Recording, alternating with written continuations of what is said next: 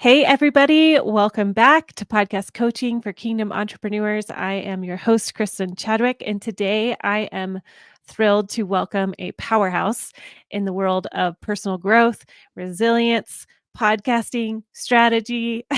Matt LeBris, welcome. Kristen, that is such a nice way to frame all of the crap-a-doodle. Thank you. Thank you so much for that, and thank you so much for this opportunity. I just wanna take a quick minute to express gratitude, not just for the opportunity, but, like, what you're doing for so many incredible people. Like, I Mhm. genuinely mean this from my heart. Like, I'm super blessed to see the work that you're producing, to consume the work you're producing, to see some back end and, some things on the backside of it, and I just wanna thank you for of course the opportunity, but furthermore like the shifts that you're making in people's lives, whether you see it happen or not. Like it's such a beautiful thing, and again, that's what we all should be thankful for, so thank you. Aw, thank you, Matt. That was very Yeah. kind. I appreciate that. I received that, so thank you. And to further um, tell our audience of who you are and our connection, just gonna do a little broad stroke of what I know of you, and I can't wait to learn more of you as our worlds have just kind of brushed the surface. But I love your heart, and you are a true New Yorker at heart, which is, like I said before we started recording, it's like a whole different world to this Colorado girl who looks outside and I see mountains, but you see skyline, which is incredible. And part of your story is growing up in that hustle bustle of the city Mm, and yeah, unstoppable energy from you. And you are somebody that I look up to as someone who has been the Forbes 30 under 30 nominee. Wow, that's amazing. And also worked with Daymond John from Shark Tank, which shout out to Shark Tank. I love Shark Tank. Shark Tank's so Entrepreneurs. good. Yeah. So Ah, good. it is so good. And you host Decoding Success, a top 1% globally ranked podcast. And you are so much fun to listen to. I just love your realness and from everything, just from day to day life and encouragement to interviewing people like Mel Robbins and Grant Cardone. You do it all. But personally, I know you, Matt, from Brand Builders Group, Mm, and that's because you are a phenomenal strategist specifically for podcasters. And so that's why I wanted to bring you here today because I think that you offer so much um, just unique strategy, that branding and podcasting, which is very unique in this space. I feel like it gets left out often of like, let's talk about your brand as a mm. podcaster. So I would love to start with how did you intersect those two things, the brand strategy and podcasting? What Yeah. inspired you in that path? Great question. And I think this is very aligned with your core values. My response, divinity, right? Like Mm. divine guidance. And I genuinely mean that. Like I'm wearing a long sleeve, so you can't see the chills I have up and down my arm, but like I literally just like felt the moment, like the hair just stood up on the back of my arms. But I genuinely mean that, right? Because I got into podcasting in 2018 as a podcast host at that time. Before that, as you mentioned, I was working with Daymond John from Shark Tank. I had helped Mhm. him launch his show, super successful launch, had a great time doing it. In fact, we launched 2 shows for him. So And, cool. at a certain yeah, like, it was an incredible opportunity, and, hey, here's where the mistakes start to come in with that. I Right. thought the success I had with launching his show, I would have the same with mine, just wasn't the case because I'm not on national television 7 Mhm. days a week and reruns and all of that. But I started my show because ultimately I quit my job with him and had nothing else to do.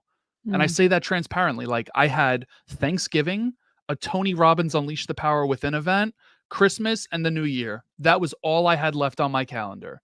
And I'm like, well, I got to do something, right? I just quit a job in my mid 20s and I have no income. Like, low hanging fruit, start a podcast. Of Mhm. course, I wish I knew what I know now, but how did they intersect? Well, exactly what I'm saying. So I had hosted Rory Vaden, obviously, you know Rory from Brand Builders Group, and I hosted Rory, I believe in 2019. Don't listen to it because it's absolutely cringe. Uh, I say that jokingly, but it kind of is. Totally off topic during that conversation, but I was genuinely curious at the time. I think I was like 26, how someone could work with their wife. I was like really curious, and like, I don't know, a good portion of our conversation was around that. But the seed was planted then. That's 2019. Now, Mhm. fast forward X amount of years, I've essentially always been connected to brand builders groups since then, not necessarily to the extent of working for them or with them or even as a client. Like, to be Mhm. honest, they were just kind of in existence in not so close way until they weren't. And I'm very blessed and fortunate for an opportunity that arose in, I want to say, like April of 2023 ish, give or take. And like I said, divinity, right? Like the seed was planted. It wasn't even Mhm. really watered by me. It was watered by a greater power. I think I came around to like check on it maybe like once, and then just checking on it, it was like, oh, well, that it's ready, and now Yeah. we're here. That is amazing. I love how sometimes we just have no idea Mm, what we're doing, and we just take that next step, and then the next yeah. step, and we fail forward. I love that expression of failing forward, of really it just takes that bravery of stepping forward and flopping or successfully climbing or Yeah. whatever it is, but we're always moving forward. I love that. Yeah. So, okay, so you have the podcast that you started in 2019, right? On your own. Yep. And Yep. then you start working with brand builders.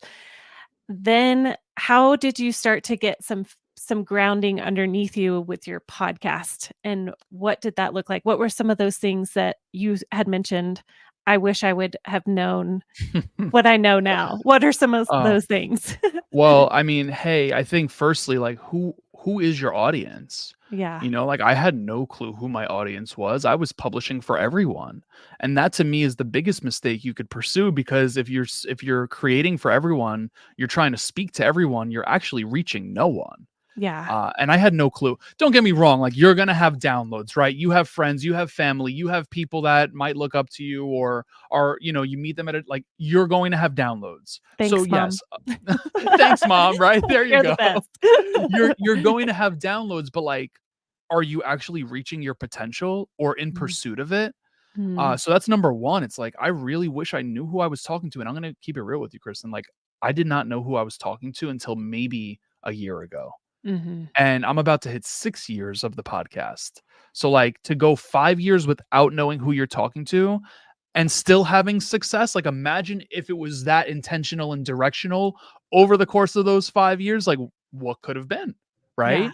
yeah, So that's number 1, and then, of course, byproducts of that is, like, having, like I just said, more intentional and directional conversations, right? mhm, Because now you're answering questions that your audience actually needs. mhm, And then I think a third thing, and then I'll wrap it here, is like, I didn't know this, but it's really important to know the purpose for you versus just knowing the purpose for like your pursuit of this for the public, right? Like mhm, what is your purpose for doing a podcast? yeah, And I might have known it subliminally, but I'm gonna keep it real. And I this might sound selfish. Like, of course, yeah, I want to impact people. Yeah, I want to move people. Yeah, I want to, be there, and not even really know that we're there as podcasters, because we really don't know. But like, I want to be there for someone on their darkest of days, right? mm, And I want to be that little bit of light. But on the flip side of that, here's where it might sound selfish.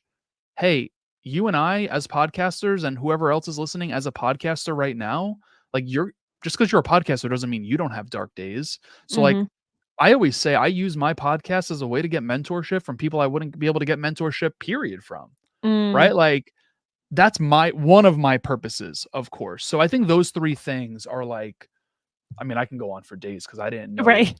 crap a doodle. I know. I think those are really important, and I love that you touched on having I think we all want to create an impact, but I Yeah. think what's rare that we don't hear as often is the what is in it for you? What is it Mm, feeding for you? And I love that you just mentioned that because I don't think I've ever heard anybody talk about that side of it, of like, really, how is it helping you show up mhm. every day? And That's really good. I feel like that was my nugget right there of like, "Oh, yeah, this is helpful for me to show up." And, Yeah. that's part of my story is, I started my podcast after working for a pretty big, well-named family, and Mm. after 4 years, it was like they blessed me to go use my own voice, but it's been a struggle. I mean, it's been, gosh, 4.5 years of doing my own podcast, but like you're saying, in that last little tidbit there is it has been helpful for me to grow, to show up every week for myself and to actually get what's happening inside of my brain and my internal process out loud onto something. So it's Yeah. not just ruminating inside of my brain. So Yeah. thanks for sharing that. That was Well, I mean, yeah, I mean, thank you for sharing that too, right? I think there's like so many reasons for a podcaster to actually have a show, mhm. and it doesn't take like a long time to realize like why you're doing it. You know, Yeah. like you might say very well, like someone listening might just say, I started it because it was the cool thing to do, or I really wanted a podcast, or I really want. Okay, great, but like there's something underneath that for sure, Yeah. right? Like maybe it is to like share the stories that you don't have someone else to share them with, or like whatever it may be. But yes, absolutely. And Kristen, I appreciate you sharing like your reasonings behind it, because there's endless amounts of reasons, and it very well could be the tactical ones, right? Like Yeah. leads for my business or Mhm. whatever. Like it doesn't have to be like some deep woo type of thing. It could be the practical stuff too, but absolutely it is so necessary. Like I wish I had known that 6 Yeah. years ago, Y yeah. Yeah. Absolutely. Yes. So good. Okay. Let's let's dive in a little bit more to brand strategy. Number 1, Mhm. what is brand strategy for those Yeah, that maybe have never even heard of that? They are an entrepreneur or a coach and they are, you know, just starting a podcast. When yeah. they hear brand strategy, what are you saying when you say brand strategy? Okay, great question. I think number 1, I'm gonna give you a quote from the world's most famous doctor. He said, "There is no one in the world youer than you that just so happens to be truer than true." Now, that was Dr. Seuss. Mhm. And the reason I start with that is because branding in itself is the art of differentiation. But then when you think about what Dr. Seuss said, well, it's certainly not hard to be different when it comes to branding, right? Mm. Because you just need to be you. Mhm. So, to sum up your question here, what is brand strategy? To me, it's like the strategy behind sharing who you actually are with the world. Hmm. And it's really easy, and I'm so guilty of this, especially when I started creating content like 2016, 2017. Like, I just wanted to be Gary Vee. I just wanted to be Daymond John. I just wanted to be Grant Cardone. I just Mhm. wanted to be Lewis Howes, right? So I created in a way that imitated without the innovated, Mm. and it was just imitation. And it was, I look back and I never deleted anything, but I look back and I'm like, yeah, Matt, that's not really who you are. Mhm. And I think that is the best way to put it. Like branding is the art of differentiation. Add the word strategy to it, and it's like, hey, let's put together a game plan to share with the world who you are at your core. Period. Mm. Which is profound, and how many of us try to imitate until we can find that footing of Mm, actually who we are. And I have been on this kick of discovering, what does it mean to find your voice, which is mm, essentially what you're saying is leaning into how do you show up for people in the world with your whole heart? Like mm, that is my bread and butter of anything that I do work with people, is how do you show up mhm. wholeheartedly, not just like this is my producer K hat and this is my mom hat, and but no, you're like all of those things all the time. So Yeah. I love that. Okay, so let's take this even further. So say you have this coach who has a new podcast. They're trying to figure out their uniquely you and how they Mhm. show up. How would you walk them through that process? Um, to teach them how to find their voice, how to really lean into their uniqueness. I would sit with them just like you and I are right now, and I would simply just listen. I would say, Mm, "Hey, Kristen, can you please tell me whatever you're comfortable sharing, like the stories that really transformed you? mm. Go all the way back. Like I could tell you, I remember as far back, and I'm curious, what is your first memory? Oh, goodness. Uh, I think my first memory is playing in uh, the dirt of a baseball field while my brothers played baseball. And I was really young. I mean, I just remember like the red clay, Georgia clay. Yeah. And yeah, Did you grow up in Georgia? I sure did. Are you a Braves fan? I am. I'm a diehard Braves fan. I love Oh, that. yay. Let's go. Chop on, man. That's Um, right. how old were you? Or what grade were you in? Oh, I was young, maybe 3 or 4. Okay, there you go, right? So like I could vividly go back and remember things from kindergarten on. I don't really remember things before kindergarten. Actually, Mhm. I'm lying. I remember stealing. I was a thief. I was a thief as a kid. Preschool, I remember stealing Mighty Duck hockey pucks Yes. from Burger King. They were like the little thing they put in Happy Meal type of Mhm. things. I remember taking them from other classmates. Now, the reason I say all this is not to illuminate myself as a thief, but like I want to know those core memories of an individual Mhm. because oftentimes those core memories are telling us things about who we actually are. So, Mhm. for example, I'm telling you the story about stealing those Mighty Duck hockey puck looking toys because maybe there's some guilt or shame around that. And Mm. that's a key indicator as to a problem I could potentially solve. Furthermore, I Interesting. could tell you, first grade, I peed my pants. My teacher would not let me go to the bathroom. I went to Catholic school my entire life. She would not let me go to the bathroom, peed my pants, and my grandfather had to come and bring me a pair of new pants. They were not uniform pants, and they made like a swishy noise like every time like I would Oh, walk. Yet again, what pops up? Shame. shame. Mhm. So like I want to sit down with an individual and get really freaking clear on who they are. And I just want to listen and ask questions because Yeah. you want to know what? In stories are our answers, Mm. and I, in a way, it's kind of like a therapy session, right? It It's like, is. hey, tell me the things that transformed you. And it doesn't all have to be negative, you Mm-mm. know, whatever it may be, right? Like, whatever it may be. Second grade, I stuck a Crayola crayon up my nose, blew it out when I got home. My mom didn't believe me. Well, I wanted her attention, right? So maybe the problem is neglect. I can go on for every single year. I want that coach, that person that's starting their podcast to do the same. Whether Yeah. that's with you, whether that's with themselves, whether that's with their wife, their husband, their boyfriend, their girlfriend, their kids, whoever, Mhm. like whoever you need to help you get clear on those transformative stories, your answers are within them, period. Oh, I could not agree more because I feel like that really again, it comes back to that heart connection.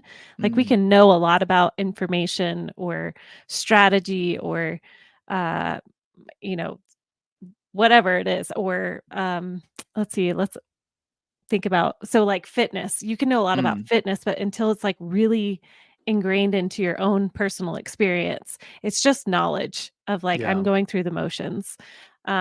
And I think that's really important when we're helping somebody find their voice, especially inside of podcasting, is what are those stories? So, would you recommend, like, grabbing a journal? I know you said you Mm, had mentioned, like, sit with your spouse or a friend or a therapist or whatever, but what about, like, just starting with a journal of, like, yeah, "I'm gonna write these down," so then you absolutely. know.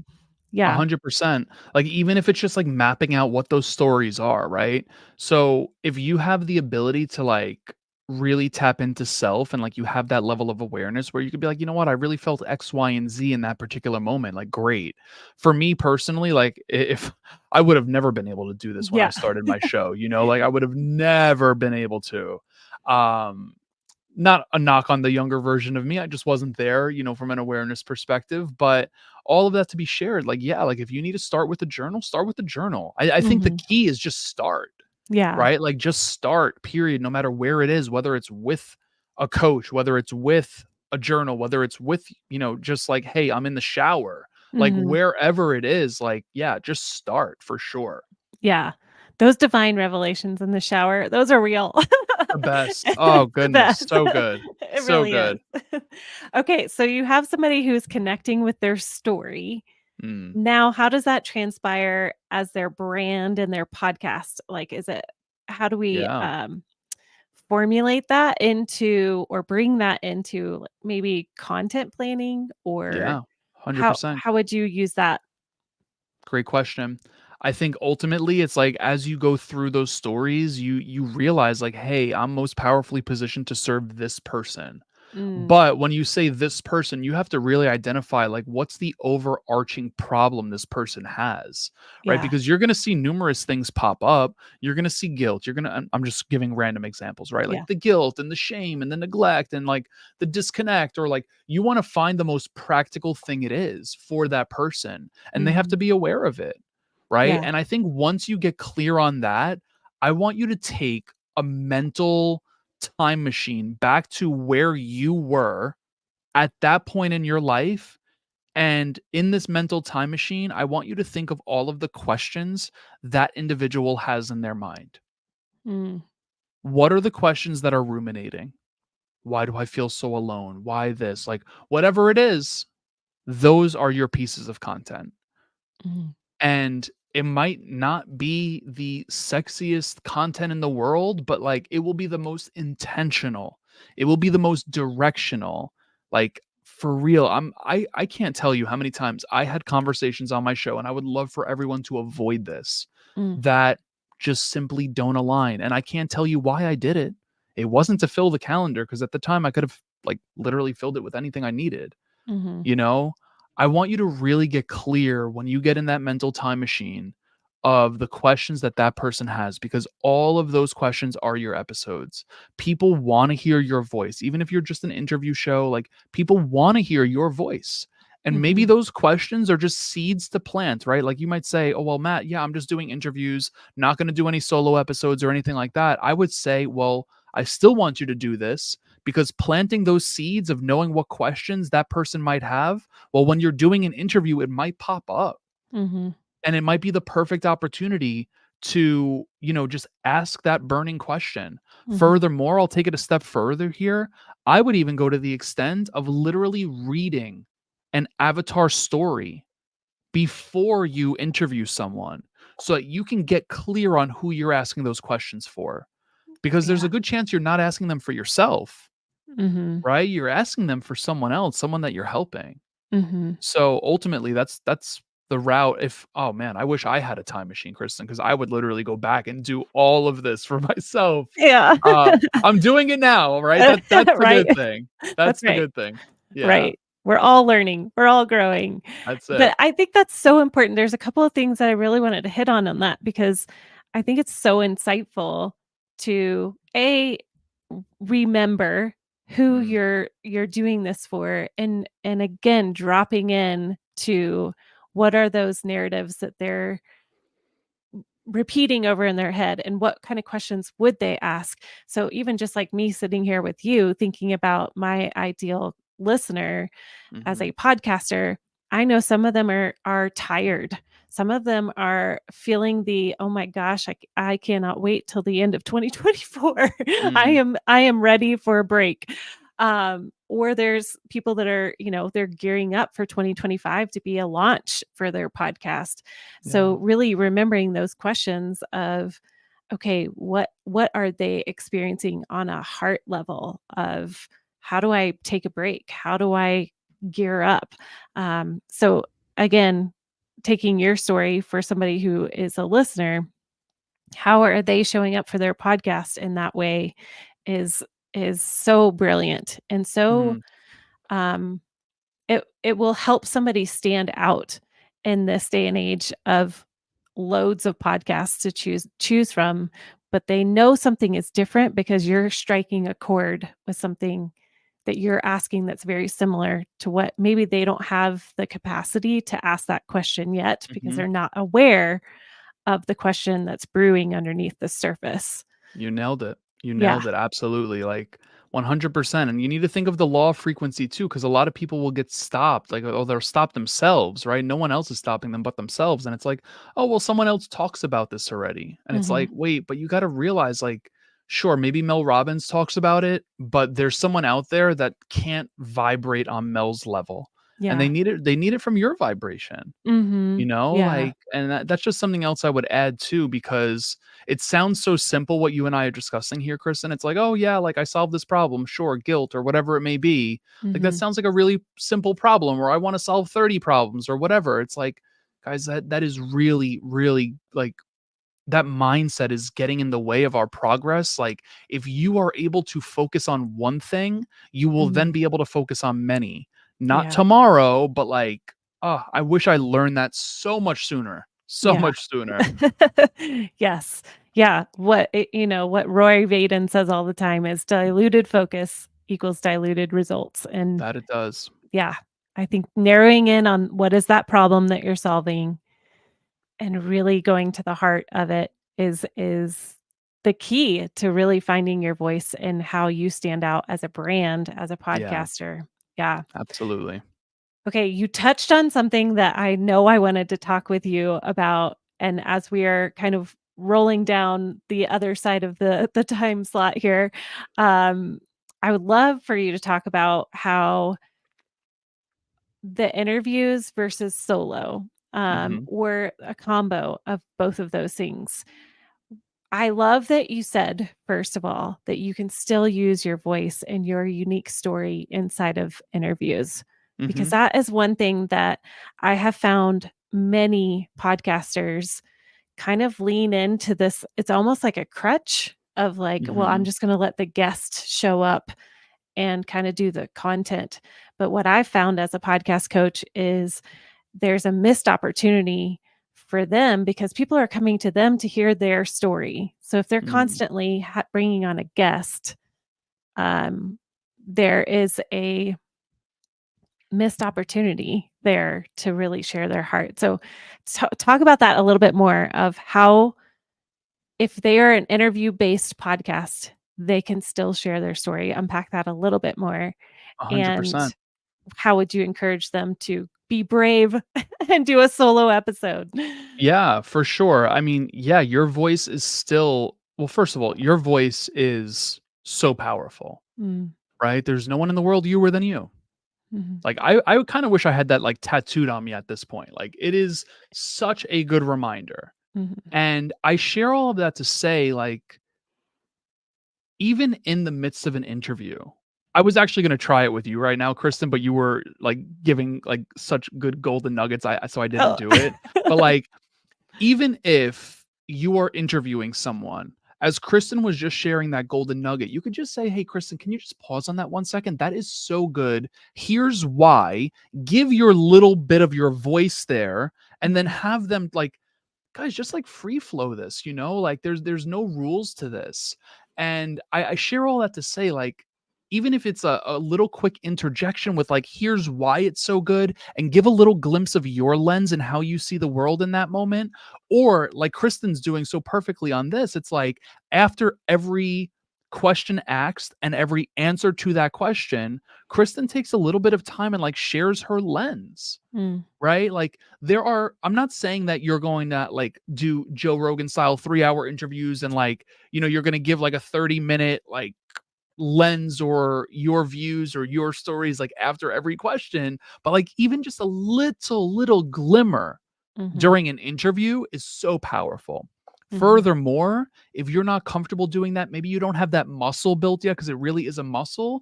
One thing that I would suggest, even at the end of the interview, maybe your guest is gone. Maybe this is something you do pre recorded, even after the show. One thing that I would suggest is that after, maybe what you do is just take 10 minutes and dissect that interview. mhm. Just take 10 minutes, dissect it, talk about it, right? What did you learn from it? Why is this important for someone else to learn? That's kind of like a little bit of a solo episode in itself, just merged in with that interview. But I Yeah. think doing like a little bit of a debrief really helps people hear from you. Again, Mhm, law of frequency. People want to know and want to hear and want to see the world through your lens because you are maybe even just one step ahead of them. And Mhm. that one step ahead could very well be the light that they need to see, Mhm. right? So And good. then if you were compelled to do solo episodes, I'm gonna be honest, I've done them in the past and I kind of faded them, and now I'm back with them and I love them. They are just so good to just get out there, tell a story, make a point, inspire someone to like take on a particular behavior to overcome a particular thing that they're experiencing, Yeah. right? So whatever it is, I actually have a literally have like a list right here of like solo content ideas Mhm. that I want to record, like being alone but being physically close. A little asterisk. Like I think that's such a good piece of content for the audience that I have.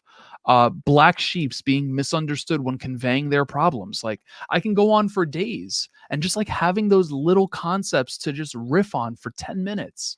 It Mhm. really does so much. Like little shorter episodes might lead to more completion or retention throughout the entire thing on YouTube or on the podcast apps, so statistically they're even good. Mhm. But like conceptually, what you're providing for your audience by doing a solo episode, even if that solo episode kind of comes as a debrief, quote unquote, at the end of an interview, like you are so golden. People are Yeah. waiting for that. Mm. I love that idea. I think that's a brilliant idea. I know for me in the past when I have had interviews, something that has helped me get my processing brain on of like what Mm, just happened is to press record on my phone and do a video so that love I can that. use that right after it airs, and I use that little video on Instagram or Facebook to promote the show because it's fresh in my mind of what Love that. actually went down in that interview. So what a great idea, you guys. This is gold nuggets right here from Matt. I appreciate you so much. Okay, is there any question that I didn't ask that you were like, I really wish you would have asked this and I want to share this to podcasters? That is such a good question. You want to know what? I asked something very similar on my show, and I have never been asked that question before. So, Oh, yeah, that's always a good thing. I generally ask, what's a question you wish more people would ask you, and how would you answer it? And you want to know what? Whenever someone, whenever someone asks something that I ask and I don't have an answer to, I'm like, oh, I don't know. Um, but I don't want to give you an I don't know answer. Honestly, I just want to take a minute to like commend you for the questions you are asking. And I Mm, don't want that to be the scapegoat. I just think it's really important because these these are things that Kristen, like what you're asking are not things that if like you're a 3-year podcast or 4-year, 5-year, 6-year, it doesn't mean you can't still do this stuff. mhm, Right. So like I just want to make sure that I'm conveying that point. Like you don't have to be at the starting point for you to do anything that we're talking about here today. I was absolutely. 5 years down the road when I started to really, like, do this type of stuff, right? And you, as a podcaster or as an aspiring podcaster, have the opportunity to be the creator, which means you create everything, including the quote unquote rules that you follow. Mhm, So if you're like, you know what, I'm going to pause my show for a month. I'm going to get really clear on all the stuff Kristen and Matt are talking about here. And then I'm going to just continue it. Like, yeah, all the power to you. You know, mhm, so I just want to make sure I'm conveying that point. It's like no matter where you are on this journey, you can do this. mhm, You can make these changes. And I would encourage you to, right? Like if you haven't done any of this stuff yet, like it's some deep stuff that we're talking about for sure, but it's so necessary. It's mhm. necessary not just for the show's growth, but more importantly for the show's impact, right? Because Yeah. there's someone out there right now, and I had mentioned this earlier. There's someone out there right now that you don't know because us as podcasters, it doesn't say Jim Smith and Jane Doe and this one and that one listen to the show. We might have Mhm, like a little number, like downloads or plays or whatever, but like we don't know who actually listened to the show. But mhm, there's someone out there right now who is listening to your show or who will listen to your show that needs you on the darkest of days. And if you can just give them what they actually need, that's a life well lived. mm. Oh, so powerful, and I totally agree. You are never too far along or, I mean, old dogs can learn new tricks, and Yes. we are absolutely in charge of our own quote unquote rules of how we show up as a podcaster or entrepreneur or coach. And I love that about podcasting. I've just recently did it in September is I Mm, started doing 2 episodes a week where one is an interview and one is a 5 to 10-minute solo episode where I'm let's answering one go. question. Thanks to brand builders and their 52 questions, I was like, "You know what? I'm just gonna answer all these questions on a Thursday, call it podcasting Q&A, and riff off of what how I would respond if we were meeting one-on-one." So, again, Matt, you're amazing. I adore you. I think you have so much value. You are doing exactly what you are encouraging us to do, which is showing up. And I do love your podcast too because it is so real and dropping the F bomb and being so so honest and real. And I love that you speak to the black sheep and you're just amazing. And so thank you so much for coming on here and sharing with my audience today on how to show up well as a podcaster and um, really uniquely finding your own voice. Well, I'm super grateful for the opportunity. You're so good at this. I see you crushing it, like on the back end, not just on the front Mhm. end. Like, there's a lot of work that goes into podcasting, and you know, I think it's really important to ensure that podcasters are getting their recognition and like their flowers and all of that. Like, for you to do this, you're almost at 5 years now. Is that correct, Kristen? Solo, yes. Solo, right? So Yeah. like 5 years solo, like, hey, that's a really big deal. And I know you have many more years to come. So again, Uh, thank you for the opportunity and thank you for the work that you're putting out into the world.